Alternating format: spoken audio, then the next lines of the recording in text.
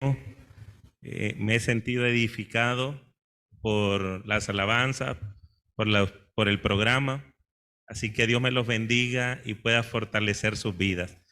Les extiendo un saludo de parte de mi esposa y de mis muchachos. Ellos no pudieron estar aquí porque teníamos un compromiso en la iglesia que nos congregamos y hablábamos en la semana con mi esposa. Yo le decía, bueno, ¿y cómo, a quién le decimos que no, a quién le decimos que sí? Y al final decidimos, digámosle a los dos que sí. Y por eso es que nos separamos, pero ella ando aquí solo, pero con permiso, ¿verdad? Bien, con permisito para, no, saben dónde estoy. Mis hermanos, vamos a orar y vamos a pedirle al Señor que nos bendiga al estudiar su palabra. Oremos, querido Dios. Gracias, gracias porque tu palabra puede abrirse libremente.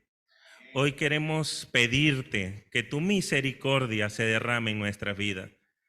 Señor, el mayor regalo que tú le puedes dar a los hombres, a la iglesia, es el derramamiento del Espíritu Santo. Por eso queremos rogarte, Señor, que en medio de todas nuestras peticiones, que son válidas, son necesarias y que tú nos invitas a hacerlas, queremos hacerte la mayor petición, que el Espíritu Santo se derrame en plenitud en nuestras mentes y que de esa forma puedas tú manifestarte, que al abrir tu palabra no lo hagamos con entendimiento humano, sino que guiados por ese poder divino que inspiró, que redarguió a los profetas, con ese mismo Dios, el Espíritu Santo. Por favor, abre nuestras mentes para que al abrir tu palabra entendamos que es palabra de Dios, palabra de vida, palabra que transforma, palabra que llena, palabra que edifica. Así que, Señor, al abrir tu palabra, lo hacemos con temor, con temblor, entendiendo que somos incapaces de poder entrar en esas profundidades de salvación y de sabiduría para nosotros, pero entendiendo que al pedir todo en el nombre de Jesús, tú, Señor, lo darás. Así que, Señor, en este momento pedimos tu bendición en el nombre de Jesús. Amén y amén, amén. Hermanos, pregunté a la hermana Jessica a qué hora salimos, porque solo faltan 3 minutos para las 12 y es un reto para uno de predicador, pues, ajustar el tiempo del sermón. Pero esperamos con la ayuda de Dios que podamos presentar el tema para honra y gloria de Dios. Cierta vez un hombre llamado Carlos, un joven cristiano en la iglesia, participaba en diversas actividades de la iglesia. Era alguien activo, era un dirigente de club, era un conquistador activo, participaba en un grupo musical en la iglesia y últimamente estaba formando una unidad en la iglesia para hacer proyecciones a la comunidad y a la gente que tenía carencia de recursos. Todo eso sería maravilloso. Ustedes, al escuchar la descripción de este joven, ustedes podrían decir, es el joven cristiano por excelencia, es el joven cristiano que está activo, es el joven cristiano que anda bien en los caminos de Dios. Cuando pensamos en este joven, pareciera que muchos de nosotros podemos tener ese estilo de vida, activos, fervorosos, creativos, formando nuevos ministerios, activados en la misión. Pero había un problema. Todo sería maravilloso para Carlos, pero él tenía un problema. Y ese problema era que no lograba orar mucho tiempo. Ese era el problema de él. No lograba orar mucho tiempo. Él le contaba a su pastor, no entiendo cómo alguien puede orar tanto tiempo. 5 minutos para mí es demasiado, demasiado. Quedo corto con tanta palabra, con tantas cosas que le quiero pedir al Señor, pero 5 minutos son más que suficientes. Yo no sé cómo puede una persona orar más de 1 hora. Yo he escuchado testimonios así de personas fuertes en la oración, de personas que uno dice oran, oran, oran, oran y oran muchísimo. Pero saben, mis hermanos, ese es un reto que todos tenemos. Y parte de la adoración es la oración. Pero la pregunta entonces, en medio de este drama que Carlos vive, la pregunta que nosotros debemos de hacernos, que es una pregunta sincera, es una pregunta que realmente, pues, todos nos debemos de hacer. ¿Cuánto tiempo debe de orar un buen seguidor de Jesús? ¿Cuánto tiempo debe de orar aquella persona que está esperando tener una relación con el Señor? ¿Cuánto debería de orar alguien? ¿Cuánto debería de orar el hermano de la iglesia de la hacienda que está activo, que está fervoroso, que está luchando, que está haciendo que el reino de los cielos crezca? ¿Cuánto debe de orar el joven de la iglesia de la hacienda? ¿Cuánto debe de orar las familias de la iglesia de la hacienda? ¿Cuánto debemos de orar como buenos seguidores de Jesús? No tanto decir cuánto debe de orar el promedio de un adventista del séptimo día, sino llevarlo a otro nivel, a decir, no se trata de religión, no se trata de iglesia, no se trata de denominación, se trata cuánto debo de orar yo para tener como un buen discípulo del Señor. Mis hermanos, cuando pensamos en esto, yo no pretendo contestar inmediatamente esta pregunta, pero sí pretendo irla desarrollando en el transcurso del sermón. Y antes de eso, quisiera, hermanos, que nosotros meditáramos un poquito en las veces que Jesús habló sobre la oración. Jesús es el modelo de oración. Cuando pensamos en la oración, pensamos en Jesús enseñándole a sus discípulos a orar. Y pensamos en Él diciendo, Padre nuestro que estás en los cielos. Y dando ese formato, dando esa guía, dando esa estructura de la oración. Perdona a los que nos ofenden, ayúdanos a dar a los necesitados, perdona nuestros pecados, como nosotros también perdonamos. Cuando uno piensa en eso, uno entonces se hace la pregunta, ¿solo ahí Jesús habló sobre la oración?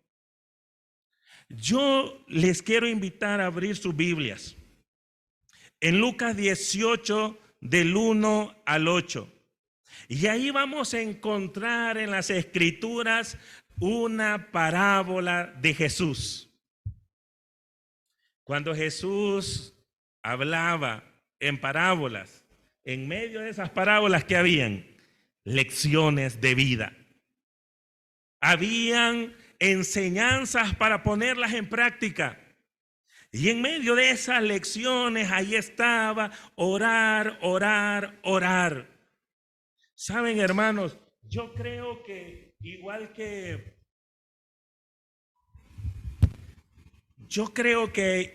que nuestro hermano, este joven,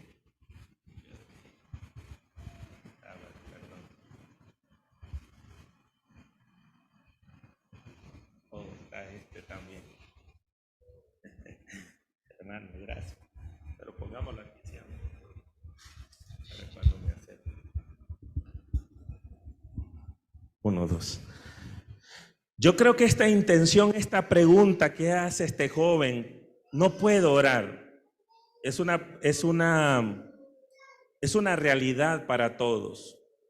No pretendemos decir que oramos mucho, que somos personas de oración, pero sí es un reto que mantenemos. Yo recuerdo una historia que un compañero nos contó en una reunión de pastores hablando sobre la oración. Yo recuerdo la historia de que este compañero contaba cuando él llegó a la universidad a estudiar. Cuando él llegó a la universidad a estudiar, y dice que él, bueno, les comento más o menos, les hago un pequeño escenario de cómo es cuando uno estudia en la Universidad Adventista. Son internados. Normalmente en esos internados hay camarotes, ¿verdad? Y uno pues, uno mira que tiene que compartir con varios, y a veces uno coincide de estar con compañeros de la misma carrera. Y cuando uno mira entrar a un nuevo estudiante, uno nota que ese nuevo estudiante, si es de teología y que va a ser pastor, uno cuando mira que entra la primera vez bien dedicadito, bien consagradito, bien portadito. Y contaba el compañero en una reunión de pastores, hablando acerca de la oración, que este joven que llegó, lo miraban bien portadito, bien educadito, y para sorpresa de ellos, la primera noche, como ustedes saben, bueno, les comento que hay cierta hora en los hogares que apagan la luz, que quitan la electricidad para que todos duerman. Hay un horario, bueno, eso era en aquel entonces, no sé cómo está ahora. Pero decía el compañero que miraba a este joven que se arrodillaba antes de que se apagara la luz, el primer día que les tocó pernoctar ahí. Y dice que oraba, ¿verdad? Estaba orando. Él venía, se sentaba, se arrodillaba y empezaba a orar. La sorpresa era que cuando ellos se levantan en la mañana, al abrir sus ojos y al ver al camarote a la par, lo miraban que todavía seguía arrodillado. Y entonces se hacían la pregunta, ¿oró toda la noche? ¿Oró toda la noche? Y entonces los compañeros empezaron a hablar entre ellos, entre toda el internado, entre las personas. Está orando toda la noche. La segunda noche, con más expectativa, vienen, lo mira, que se arrodilla, igual se vuelve a levantar todos en la mañana y lo vuelven a encontrar. ¿En qué momento esta persona duerme? Toda la noche orando. Pero ustedes saben que siempre en medio hay compañeros que son un poquito más inquietos, ¿verdad? Curiosos. Y uno de ellos vino y dijo, bueno, voy a hacer algo. Voy a dejar una alarma a tal hora para levantarme, para ver si es cierto que sigue orando ahí todas las noches. Y lo que ocurrió fue, hermanos, que suena la alarma, se acerca al compañero para ver si está orando, y ¿qué creen que empieza a escuchar él? Él escucha este siguiente sonido.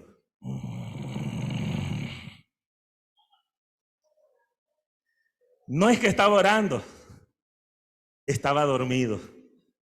Se quedaba dormido orando. Y todos miraban como que él estaba orando siempre. Cualquiera puede decir esto como algo de risa, de burla, pero ¿cuál era la intención de este joven de orar? ¿Cuál era la intención de quedarse despierto y luchar contra el sueño y no dejar de orar? Cuando nosotros pensamos en eso y pensamos en un Jesús que oraba, que leía su Biblia, que oraba y que se mantenía en oración, yo me hago entonces la pregunta, cuando Jesús nos habla de la oración en Lucas 18, del 1 al 8, encontramos lo siguiente. Dice el texto, y ya entrando en la Biblia, dice el texto, Jesús les contó una historia a sus discípulos para enseñarles que debían de orar siempre sin desanimarse. ¿Cuál es el propósito de esta historia? Enseñarles que debían de orar ¿cuánto? Siempre. Y aparte de eso, sin desanimarse. Entonces aquí el propósito de Jesús era claro. Oren siempre y no se desanimen. Porque a veces el orar no es tan fácil como uno cree. El tener una petición delante de Dios pidiendo cambio de una persona, pidiendo conversión de una persona, pidiendo algo a Jesús específicamente, salud, puede decir luchas que uno tiene, cambio de carácter. Uno puede hacer peticiones constantes al Señor, pero puede desanimarse al no encontrar una oportuna respuesta, un cambio como uno lo quiere. Entonces dice Jesús y les dijo la siguiente parábola. En una ciudad había un juez que no tenía miedo ni de Dios ni de la gente. ¿Cómo sería este juez que tiene poder y autoridad?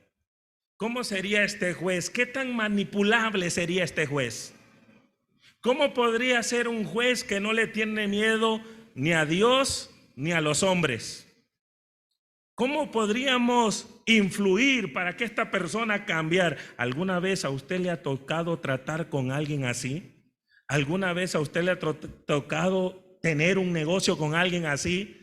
Entrar en una relación con alguien así, que no le tiene miedo a Dios, no le tiene miedo al hombre. Es fuerte en su carácter, no lo detiene nadie.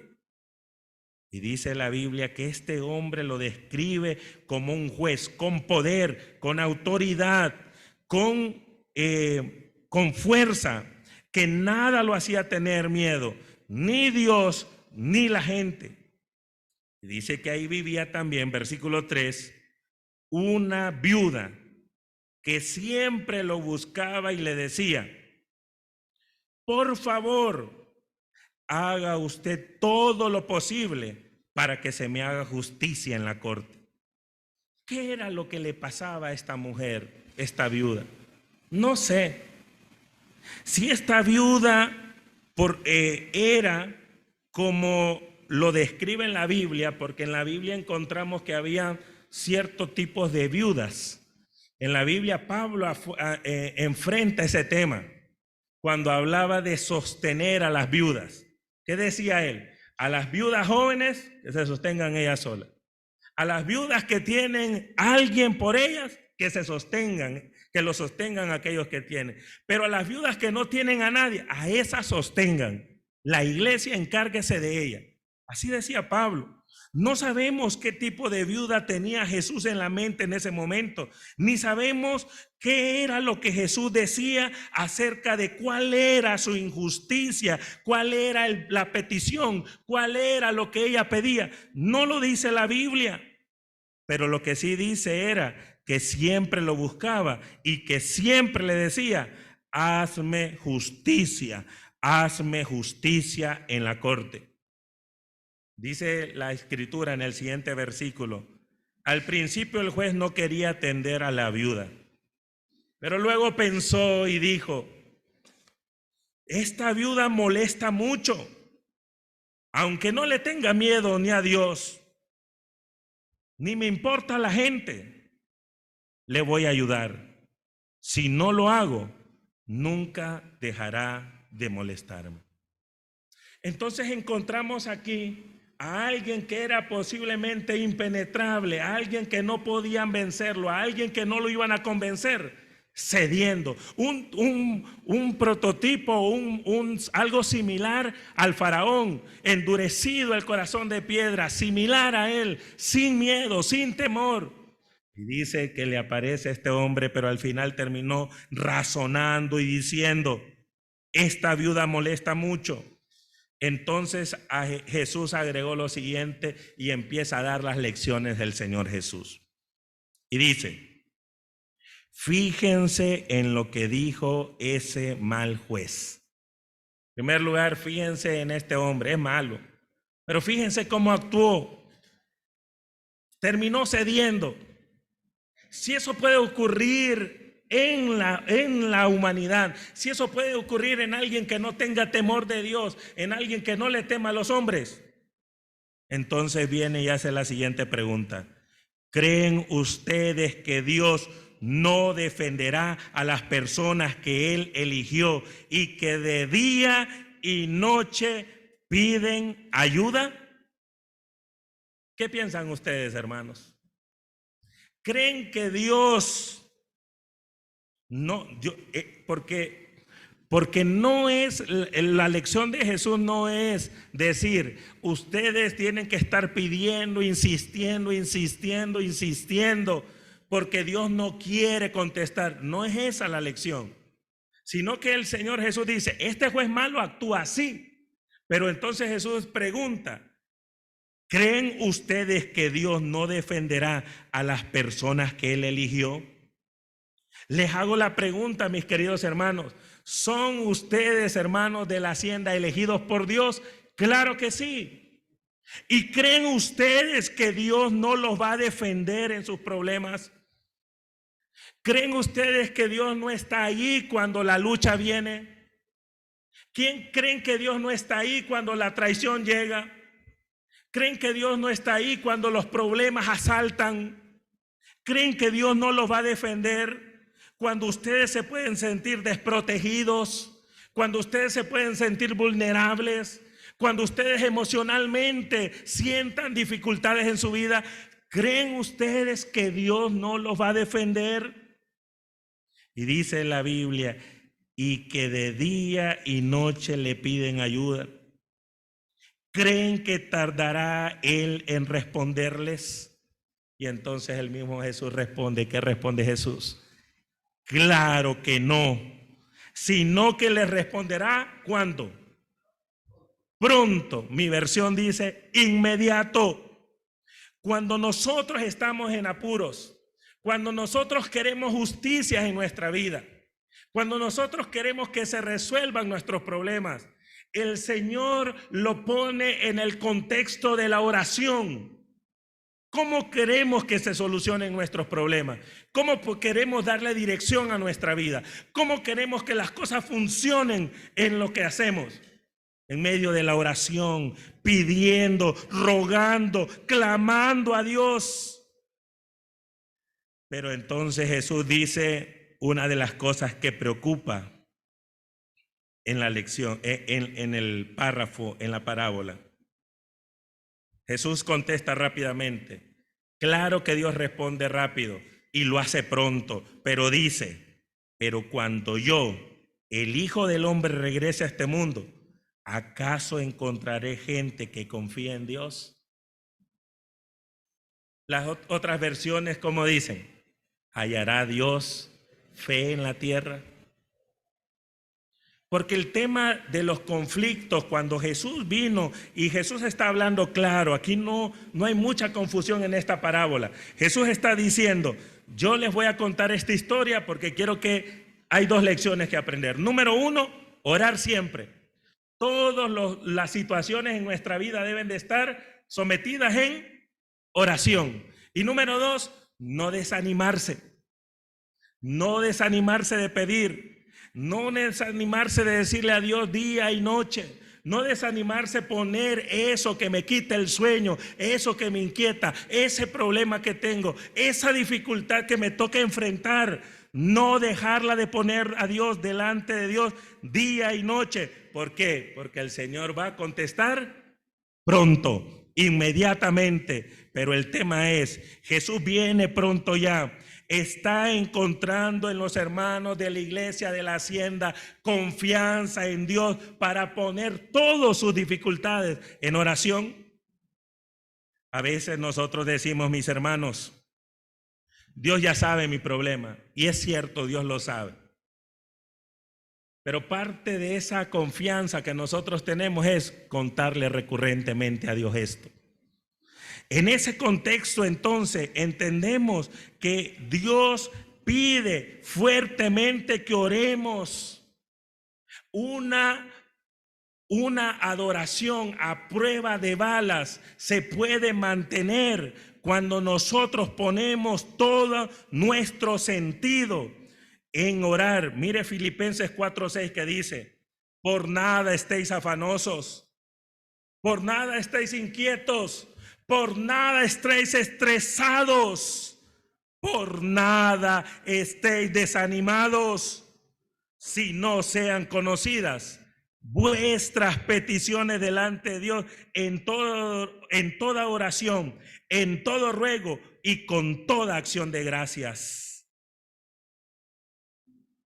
Santiago 5, 16 al 17 nos dice el versículo 17 claramente: el profeta Elías era un hombre como nosotros, y cuando oró con fervor pidiendo que no lloviera, dejó de llover en la tierra durante 3 años y medio. Eso significa, nosotros podemos pedir.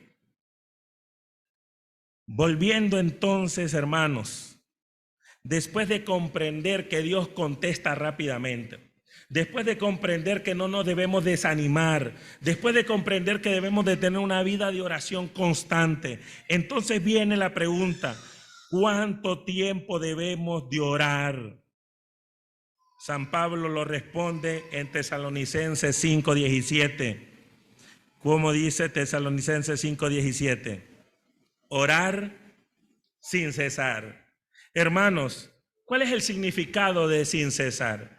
Quiero darle algunos sinónimos de sin cesar. Continuamente es un sinónimo. Incesantemente es un sinónimo. Constantemente es un sinónimo. Permanentemente es un sinónimo. Sin parar es un sinónimo. Sin descanso es un sinónimo. Sin tregua es un sinónimo. Sistemáticamente es un sinónimo. Todo el tiempo es un sinónimo de sin cesar. Por lo tanto, entonces, respondiendo la pregunta, ante la inquietud de este joven, ¿cuánto tiempo debe de orar un buen seguidor de Jesús? Respondiendo, hermanos, es simple: 24 horas por día. Está complicado. ¿Cómo podemos orar? Y entonces viene la pregunta de nosotros: ¿a qué horas voy a trabajar? ¿A qué horas voy a comer? ¿A qué horas voy a viajar? ¿A qué horas voy a realizar cualquier otra actividad? ¿A qué hora voy a dormir? Y si me pongo a orar todo el tiempo, ¿cómo voy a hacer? Depende, hermanos, la solución a este problema. Depende la interrogante, la solución a este interrogante. Depende del concepto para nosotros que es orar. Si para nosotros orar es apenas dedicar un tiempo específico en un lugar determinado, arrodillarse y abrir el corazón a Dios, si para nosotros eso es oración, será difícil 24 horas estar orando, hermanos. Pero si llegamos a entender que orar es conversar con Dios, que orar es hacer a Dios como un amigo, hablarle como un amigo, las cosas cambiarán y veremos que nuestra vida puede tornarse en una experiencia constante de oración, en una experiencia ininterrumpida de oración, en una experiencia sin detenerse de orar. Estudiando este tema, yo me he llegado a dar cuenta que existen 2 tipos de oraciones. Y yo les he puesto nombre a estos 2 tipos de oraciones: la oración litúrgica, y no digo litúrgico como con una connotación negativa, sino hablando de formalidad, la oración litúrgica y la oración que no para. 2 tipos de oraciones: la litúrgica y la que no para. En la vida existen esos 2 tipos de oraciones. ¿Cuál es la litúrgica? Es la formal, es la que venimos acá, nos arrodillamos, es la que paramos de hacer todo y nos detenemos, oramos, nos arrodillamos, dedicamos un tiempo especial, 20 minutos, 5 minutos, 3 minutos, 1 minuto. Tenemos vigilias donde nos arrodillamos, donde tomamos nuestras manos para orar. La litúrgica, la formal, la que cierro mis ojos, la que oro en mi mente. Pero también encontramos ¿Qué es lo que significa verdaderamente orar?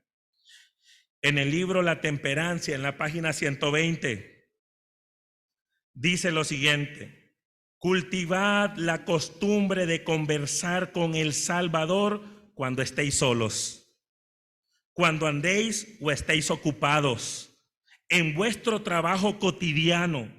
Elévese el corazón de continuo en silenciosa petición de ayuda, de luz, de fuerza, de conocimiento. Sea cada respiración una oración. Mis hermanos, esta es la otra oración, la que no termina. Pero esta oración debe de ser cultivada. Así como yo he aprendido a orar, detenerme, pararme, hincarme, escoger una parte en mi casa, escoger en la liturgia de la iglesia la forma de orar. También debe de existir esta oración que no termina, esta oración que no la interrumpe cuando estamos con personas, esta oración que no se interrumpe cuando estamos solos, esta oración que no se interrumpe aunque estemos ocupados, esta oración que no se interrumpe en el trabajo cotidiano, esta oración que se eleva en silencio en medio de del bullicio y que trae fuerza, que trae conocimiento y que cada respiración se transforma en una oración. Así es, esta es la oración, esta es la rutina de vida, esta es la que mis pensamientos se llenan y son una oración constante. La oración, el libro La Oración en la página 9 dice: podemos comulgar con Dios en nuestros corazones. Podemos andar en compañerismo con Cristo. Mientras atendemos a nuestro trabajo diario, podemos exhalar el deseo de nuestros corazones sin que lo oiga oído alguno humano.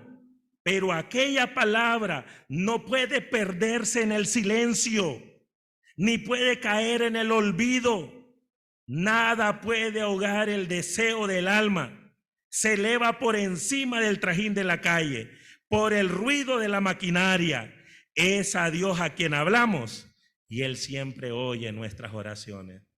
Mis hermanos queridos, cuando decimos cuánto tiempo debe de orar un buen discípulo de Jesús, estamos hablando que el discípulo de Jesús aprende a orar tanto la oración litúrgica como la oración que no termina.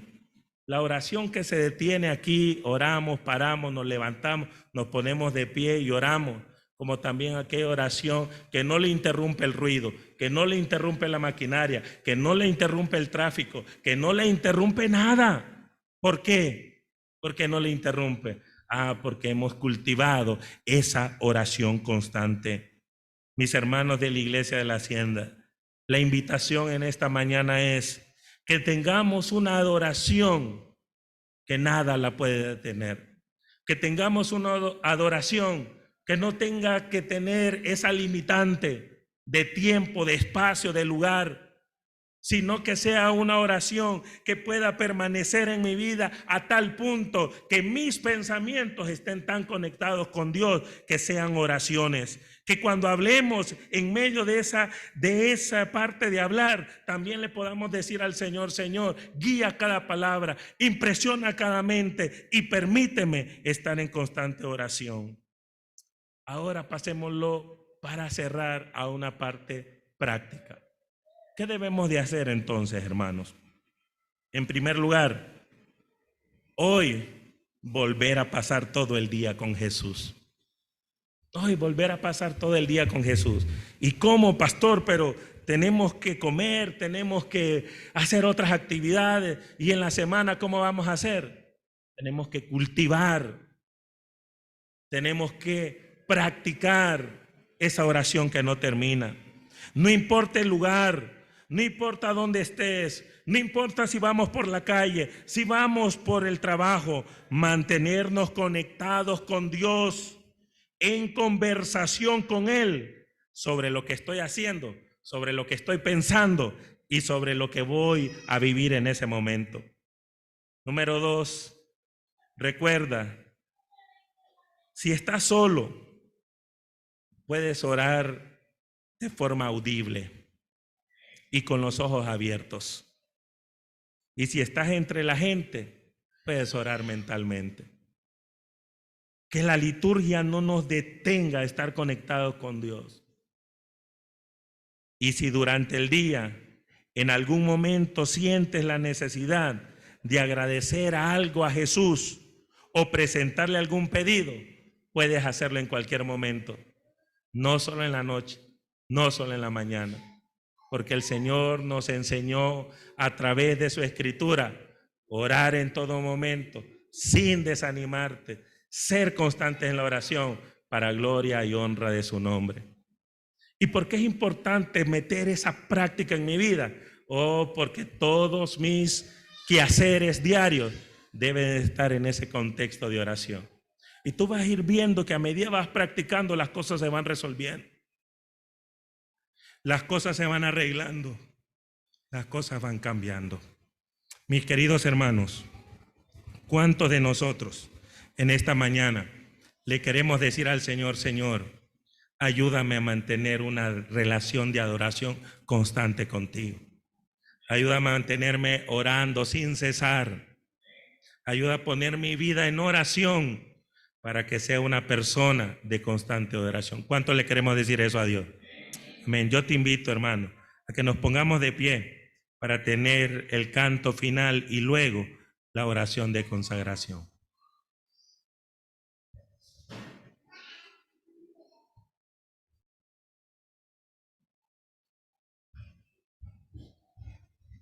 Muchas gracias, Pastor Troches, por este excelente recordatorio de orar sin cesar, y gracias por estar con nosotros. Lo esperamos siempre, especialmente esperamos que se mude del todo para acá, ¿verdad? Y vamos a entonar el himno final, que es el número 66, ¿sabes cuántos? Número 66.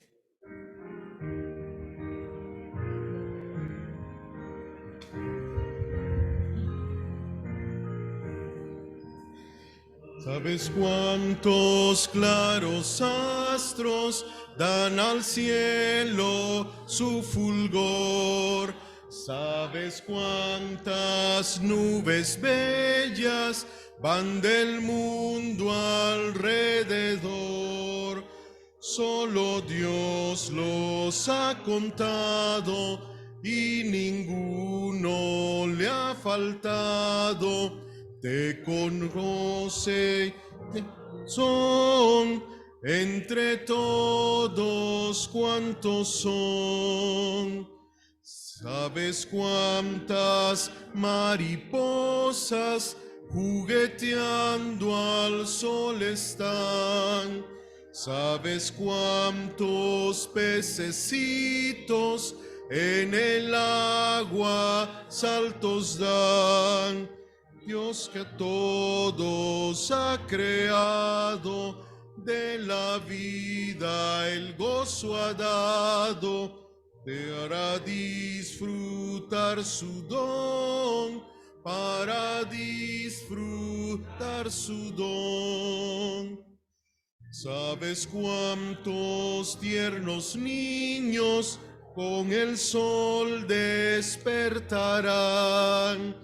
¿Sabes cuántas son las madres que su sueño velarán? Dios que a todos ha otorgado ser y buen agrado, te conoce y te ama a ti, te conoce y te ama a ti.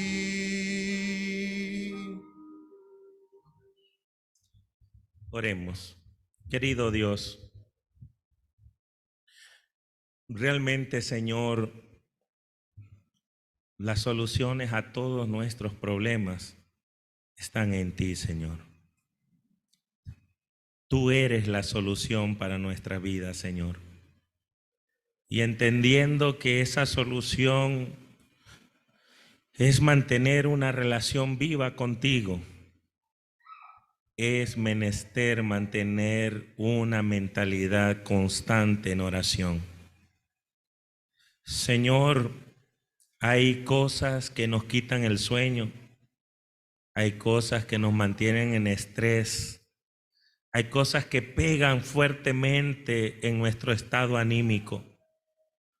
Pero si nosotros pusiéramos todas esas cargas en oración, si nosotros pusiéramos, si 20 veces al día nos acordáramos de algo que está quitando esa paz en nuestra vida, y esas 20 veces nosotros la eleváramos a ti para que la solucionaras, nosotros podríamos tener descanso y paz en ti, Señor. Por eso hoy queremos ponerte nuestras vidas en tus manos, Señor.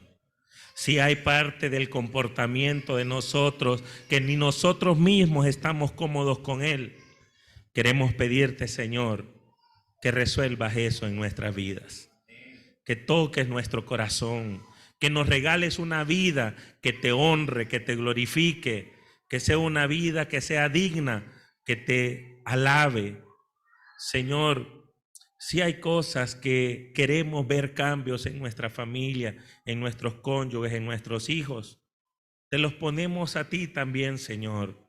Si queremos soluciones en nuestras labores diarias, te las ponemos a ti. Si queremos soluciones, Señor, en nuestros estudios, los ponemos ante ti.